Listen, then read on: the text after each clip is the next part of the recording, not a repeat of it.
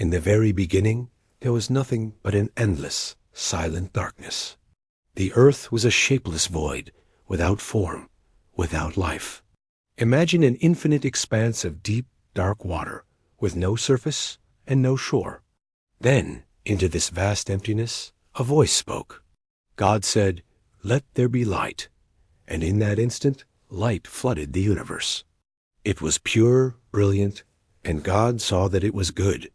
He then made a separation, dividing the light from the darkness. He called the light day and the darkness night. And that was the end of the first day. On the second day, God continued his masterful work. He spoke again, creating a great expanse, a dome he called sky. This sky was stretched out above the waters, beautifully separating the waters below from the waters above. It was a canopy of blue, a boundary between the heavens and the formless world below. The second day concluded, marking another step in the grand design. Then came the third day. God commanded the waters under the sky to gather into one place, and as they pulled back, dry ground appeared. He named the dry ground earth, and the collected waters he named seas. Seeing this new landscape, God wasn't finished. He spoke once more, and the earth burst forth with life. Lush green vegetation covered the land plants yielding seeds, and trees bearing fruit, each with its own seed inside it. The world was no longer just water and rock. It was alive and green.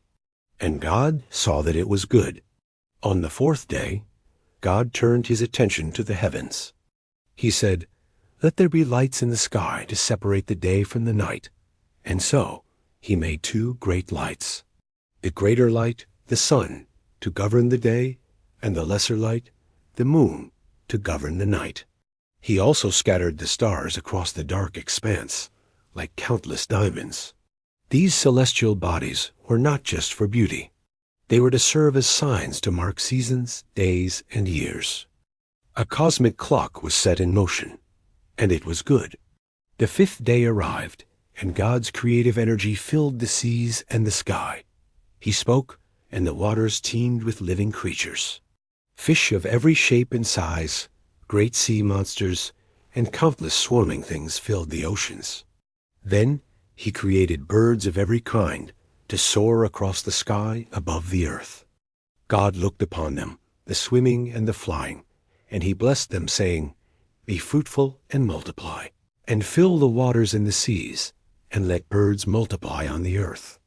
Life was now abundant, vibrant, and moving. On the sixth day, the land received its inhabitants. God said, "Let the earth bring forth living creatures according to their kinds." And so it was. Livestock, creatures that creep along the ground, and wild beasts of the earth appeared, each according to its kind. The world was now teeming with animals. But the pinnacle of creation was yet to come. God then said, "Let us make mankind in our image, in our likeness." So he created them. Male and female, he created them. He blessed them and gave them dominion over the fish of the sea, the birds of the air, and every living thing that moves on the earth.